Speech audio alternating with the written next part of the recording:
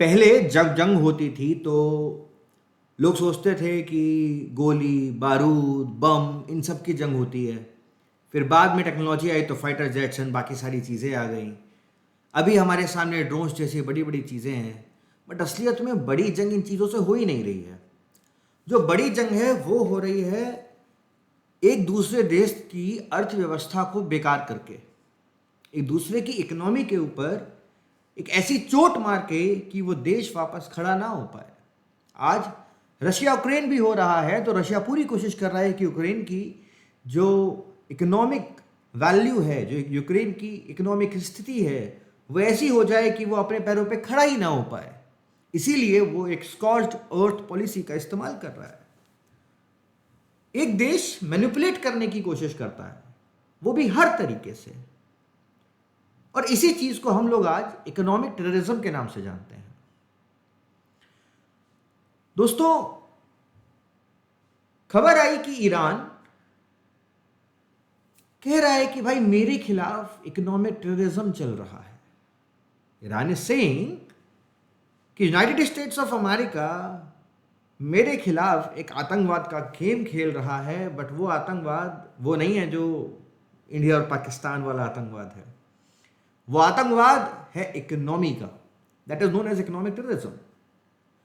और UPSC civil services examination के लिए ये topic GS paper number 3 internal security के लिए जरूरी है। ये topic GS paper number 2 international relations के लिए जरूरी है। ये टॉपिक एसए में जरूरी है। एसए आ सकता है वॉर विदाउट ब्लडशेड। एंड जब आप अपने इंटरव्यूज में जाओगे तो आपसे सवाल पूछा जा सकता है national security in this digital era. तो आज हम एक इकोनॉमिक टेररिज्म वाले टॉपिक को थोड़ा ब्रेक डाउन करने की कोशिश करेंगे। दोस्तों, उससे पहले मैं आपके सामने एक प्रीलिम्स रिलेवेंट सवाल रख रहा हूँ। Which of the following can be considered as the form of economic terrorism. जब आप ये समझ जाओ कि इकोनॉमिक टेररिज्म है क्या, तो आप इस सवाल का जो जवाब है वो नीचे कमेंट बॉक्स में डाल देना, ठीक है। And this is the first statement, use of fake currency to destabilise a country's economy. Number 2, cyber attacks targeting stock exchanges, financial institutions. Number 3, imposing of multilateral trade sanctions under the WTO rules. And number 4, funding extremist groups through हवाला and narcotic trade. आपको बताना है इनमें से कौन C correct statement है। आपको मैं एक मेंस का सवाल भी दूंगा जिसको आप ट्राई कर सकते हो at the end of this lecture. चलो शुरू करते हैं। Warfare without weapons. गाइस, जब आप इकोनॉमिक टूल्स का इस्तेमाल करते हो, you use different economic tools. Economic tools जैसे इकोनॉमिक टूल्स हो सकता है एक दूसरे के ट्रेड के ऊपर टैरिफ्स लगाना, इंपोर्ट के ऊपर, एक्सपोर्ट के ऊपर, देश के ऊपर केसेस करना कि ये अपने पैसे बढ़ा रहा है, ये पैसे घटा रहा है। आप किसी भी तरीके का इकोनॉमिक टूल का इस्तेमाल करो जिसका मेजर मकसद क्या है, you want to cause an harm. आप नुकसान पहुंचाना चाहते हो। आप नुकसान पहुंचाना चाहते हो उस पूरी की पूरी स्टेट को। आप नुकसान पहुंचाना चाहते हो उस देश की अर्थव्यवस्था को। क्योंकि दोस्तों, ये एक बहुत ही सिंपल रूल है, E is directly proportional to P. जिस देश की इकोनॉमी अच्छी होगी उस देश की पॉलिटी ऑटोमेटिकली ब्यूटीफुल होगी। And this is also reversible. जिस देश की पॉलिटी अच्छी होगी, जिस देश की गवर्नेंस अच्छी होगी, उस देश की इकोनॉमी में आपको इजाफा देखने को मिलेगा। तो जब भी हम लोग वॉरफेयर विदाउट वेपन्स के बारे में बात करेंगे, देयर आर 3 मेजर कैरेक्टरिस्टिक्स। क्या कि यहाँ पे इकोनॉमिक्स को टारगेट किया जा रहा है, आपके देश की आर्मी को टारगेट नहीं किया जा रहा है। This is a type of indirect warfare. This is invisible, this is deniable and this is prolonged. वैसे अगर देखा जाए तो चाइना ने जिस तरीके से अपनी इकोनॉमी को मैनिपुलेट किया हुआ है, उसने जो एक इम्पैक्ट पूरी दुनिया के अंदर जमाया है, वो भी एक इकोनॉमिक टेररिज्म के अंदर आ सकता है, बट इन अनदर वे। इसके अंदर कुछ चीज़ें हो सकती हैं, जैसे सैंक्शंस हो सकते हैं। हो सकता है आप दूसरे देश के फाइनेंशियल मार्केट को मैनिपुलेट करो। जैसे कि यूनाइटेड स्टेट्स ऑफ अमेरिका जब अपने देश में कोई बड़े कदम उठाता है तो उसके जो इन्वेस्टर्स होते हैं वो दूसरे देश के स्टॉक मार्केट से अपना पैसा निकाल लेते हैं, because that is a part of hot money, है ना। वो एफपीआई का पार्ट होता है। और जब वो हॉट मनी बाहर निकलता है आपके देश से, आपकी पूरी की पूरी शेयर मार्केट में ब्लड बाथ हो जाता है, पूरी की पूरी शेयर मार्केट रेड हो जाती है। तो इस तरीके से मैनिपुलेट किया जाता है। आप अपनी जो करेंसी की वैल्यूएशन है वो डी वैल्यू करके रखते हो, जिससे कि आपका एक्सपोर्ट बढ़े, दूसरे करेंसी को नुकसान पहुंचे। साइबर इकोनॉमिक अटैक्स चल रहे हैं आजकल, और एक दूसरे को ये जो ट्रेड्स हैं उनको ब्लॉक करने की कोशिश की जाती है। These are all the things. Now इसमें क्या होता है ना, बहुत सारे अलग अलग तरीकों का इस्तेमाल होता है। तो मैंने उनमें से कुछ तरीके आप लोगों के लिए लिस्ट कर दिए हैं। तरीके जैसे सैंक्शंस। सैंक्शंस हो सकता है कि यूनिलेटरल सैंक्शंस लगे या मल्टीलेटरल सैंक्शंस लगे, जिनकी मदद से आप ट्रेड, फिनेंस या दूसरे देश को किस हिसाब से, मान लो आईएमएफ से या वर्ल्ड बैंक से कैपिटल मिल रही है, आप वो रोकने की कोशिश कर रहे हो, जो कि majorly United States of America north Korea के खिलाफ करता है, ईरान के खिलाफ करता है ना। बीच में उन्होंने रशिया के खिलाफ भी करने की कोशिश करी है ना, US sanctions for Iran, Russia, north Korea. और यूएस ये सारी की सारी चीज़ें countering American adversaries through sanctions act 2017 की मदद से भी करता है। तो इसके साथ साथ जैसे currency manipulation is another type of tool, जहां पर आप अपनी करेंसी को डी वैल्यू कर रहे हो या अपनी देश में एक आर्टिफिशियल इन्फ्लेशन क्रिएट कर रहे हो, जिससे कि एक्सपोर्ट इंपोर्ट आप अपने हिसाब से करा सको। जैसे यूएस चाइना के बीच में वो ट्रेड वॉर चल रही है, या दुनिया जानती है कि युआन अपने आप को अंडर वैल्यू करके रखता है। इसके साथ साथ cyber attacks on financial infrastructure, एक दूसरे के बैंक के ऊपर अटैक कर देना, स्टॉक एक्सचेंजेस के ऊपर अटैक कर देना, स्विफ्ट को छीन लेना। पिछले हमारे एक पीसी के जो लेक्चर हुए थे उसमें मैंने आपको स्विफ्ट के बारे में बताया था। It's a messaging app but it is used for international transactions. ठीक है, रैंसमवेयर का जब बहुत सारे देश रैंसमवेयर का इस्तेमाल कर रहे हैं, किसी की बैंक की वेबसाइट हैक कर ली, कुछ कर लिया। ठीक, जैसे WannaCry और नॉर्थ कोरियन लजारोस ग्रुप का एक केस आया था। Resource weaponisation is another mode, कि आप दूसरे देश को क्रिटिकल मिनरल्स देने से मना कर रहे हो।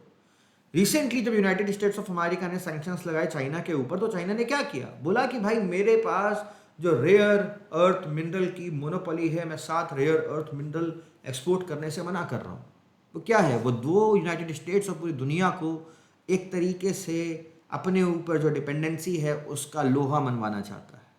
अब हो सकता है वो क्रिटिकल मिनरल्स के ऊपर हो, ऑयल के ऊपर हो या फूड के ऊपर हो, डिनाई कर दे कि भाई हम आपको तेल नहीं देंगे, हम आपको खाना नहीं देंगे।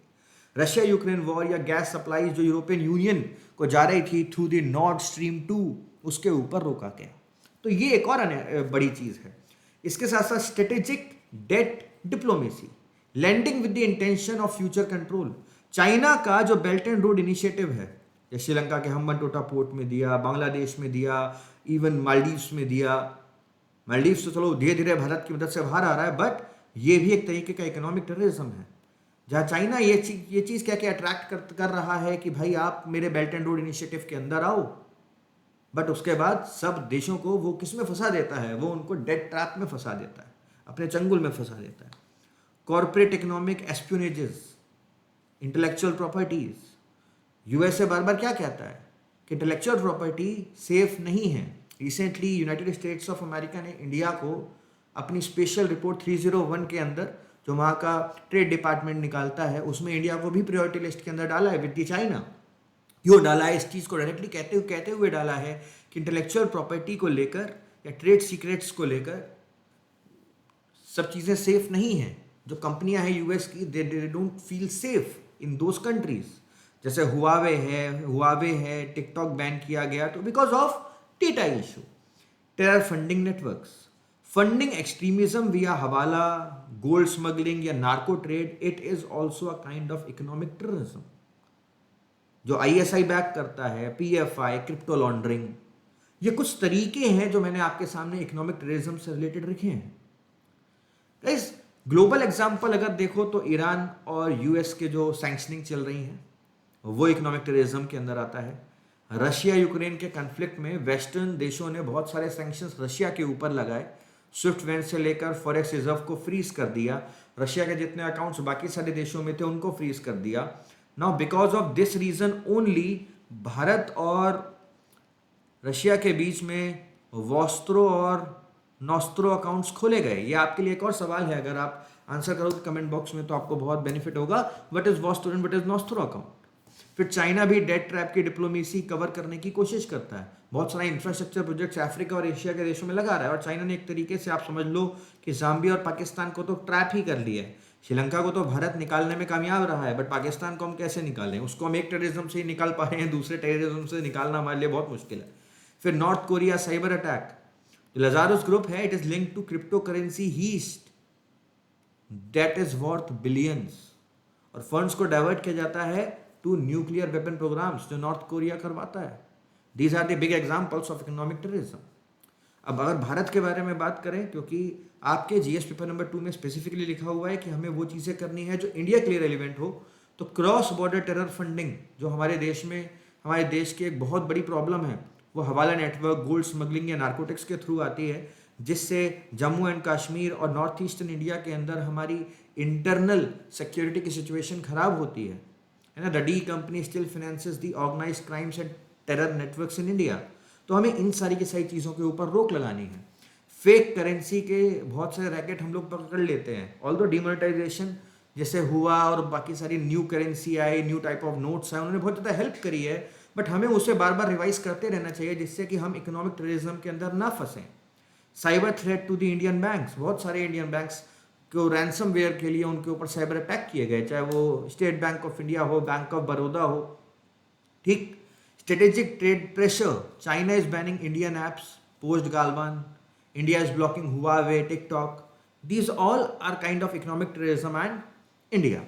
Now, legal and policy responses अगर यहाँ पे आप समझो तो FATF financial action task force एक बहुत ही इंपॉर्टेंट एजेंसी जो कि टेरर फंडिंग और ब्लैक लिस्ट करती है देशों को। बेसिकली इसकी दो लिस्ट होती हैं, ग्रे लिस्ट और ब्लैक लिस्ट। पहले एक देश को ग्रे लिस्ट के अंदर डाला जाता है कि भाई सुधर जाओ, it's like a yellow card in football, warning card. अगर वो देश नहीं मानता है तो फिर उसको हम लोग ब्लैक लिस्ट के अंदर डाल देते हैं। आपके लिए एक और सवाल, करेंटली कितने देश ब्लैक लिस्ट के अंदर हैं, ये भी आप कमेंट बॉक्स में डाल के बताओगे। यूनाइटेड नेशन सिक्योरिटी काउंसिल के रिजोल्यूशंस, ये एक और लीगल प्रोसेस है जो कि टेरर फंडिंग को रोकते हैं। वर्ल्ड ट्रेड ऑर्गेनाइजेशन भी कोशिश करता है कि ट्रेड के अंदर इस तरीके के मैनिपुलेशंस ना हो, इकोनॉमिक टेररिज्म ना हो, उसके ऊपर एक्शन लिया जाता है। हमारे देश में कुछ कानून हैं, जैसे ये अपना unlawful activities prevention act, we have national investigative agency, we have digital India cyber security framework. Even हम लोगों ने NGOs को भी कंट्रोल करने की कोशिश करी है अंडर दी FCRA वायलेशंस। ये कुछ तरीके हैं जिससे भारत इकोनॉमिक टेररिज्म को अपने देश के अंदर रोकने की कोशिश करता है। ना आपके मन में एक और सवाल आया होगा कि सर ये इकोनॉमिक टेररिज्म और इकोनॉमिक वॉरफेयर में क्या अंतर है? इकोनॉमिक टेररिज्म हमेशा ग्रे जोन में होता है। आप डायरेक्टली एक देश पे वार नहीं कर रहे हो, आप इनडायरेक्ट वार कर रहे हो, और नॉन स्टेट एक्टर्स यहाँ पर इन्वॉल्व रहते हैं। जब आप इकोनॉमिक वॉरफेयर के बारे में बात करते हो, इसके अंदर आते हैं स्टेट सैंक्शंस, स्टेट एक्टर्स, है ना। जैसे US और चाइना की जो ट्रेड वॉर हो रही है, बेसिकली इकोनॉमिक वॉरफेयर ज़्यादा है, इकोनॉमिक टेररिज्म कम है। ठीक है, टेररिज्म के अंदर थोड़ा सा डिफरेंट काइंड ऑफ, मतलब इलीगल और ग्रे जोन्स का ज़्यादा इस्तेमाल किया जाता है। वे फॉरवर्ड इस पूरे का ये है कि दुनिया के अंदर डिजिटल फाइनेंस और क्रिप्टो करेंसी के ऊपर रेगुलेशन लाना ज़रूरी है। आपको फाइनेंशियल और साइबर रेजिलियंस क्रिएट करना पड़ेगा। भारत को भी अपनी डिजिटल सिक्योरिटी, देखो हम लोग डिजिटल इंडिया के बारे में बात करते हैं, but we need to focus on our digital security. हमें इंटेलिजेंस भी शेयर करनी चाहिए बाकी सारे देशों से रिगार्डिंग ऑल ऑफ दिस, क्योंकि AI ड्रिवन साइबर अटैक्स बढ़ रहे हैं। क्रिप्टो करेंसी को भी वेपनाइजेशन के तरीके से इस्तेमाल किया जा रहा है, टेरर फंडिंग में इस्तेमाल किया जा रहा है।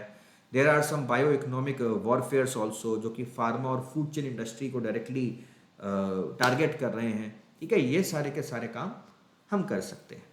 तो गाइस, ये जो अभी हम लोगों ने टॉपिक किया इकोनॉमिक टेररिज्म, ये जो आपके जो UPSC रिलेवेंस है, इसके अंदर आप लोग यूज़ करोगे। एक मेंस का सवाल आप लिख सकते हो, in the 21st century economic terrorism poses as grave a threat to national security as traditional terrorism. Examine the statement with suitable global and Indian examples and what steps has India taken to combat such threats. I hope आपको आज का session पसंद आया होगा. Don't forget to like and subscribe to your own channel, that is UXIS. Thank you.